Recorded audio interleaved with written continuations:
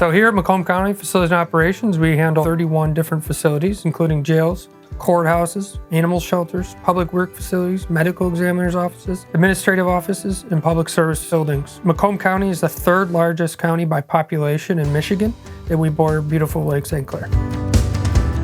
Back in 2013, the county had a fire in the building that housed Facility and Operations Department. We found ourselves in a position where we had to move all of our blueprints and file storage out of the facility into a new facility. As we dealt with moving these documents, we decided that this was the time to start looking at the digital age and scanning in our documents.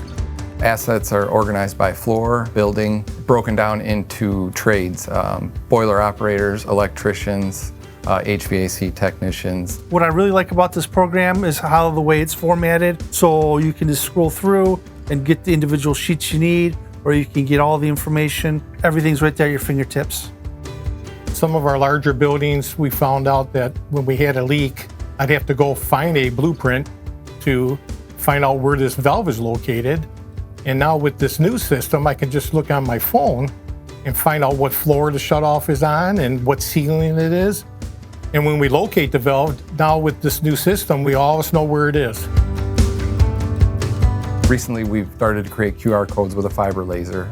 Scanning the QR code will also give our agents the ability to find actual location, geographical location of the asset in a building. Our field agents have the ability to update in real time as they see a problem with an asset. Being able to respond in a timely manner to the work orders has sped up our process. The equipment we work with here is older, and a lot of times the model tag is worn, you can't read it, faded. So I do use my smartphone when I'm ordering parts to get that model number, because without it, you can't get parts, you can't get really anything. I've had an instance where I couldn't scan it. It's a critical piece of equipment. I'm looking for model numbers so I can get this back up and running, and I couldn't find it. So I finally reached to my QR reader, pulled up the ARC, and all the information's there. It's beautiful. You don't gotta guess. It's not faded. It's not worn. There's no guessing if it's a 0 or a C, because you can't tell. I mean, all the model numbers there, serial, everything's good. Now, with everything scanned and our management platforms in place, we can capture everything digitally. We can take photos, we can include it into work orders.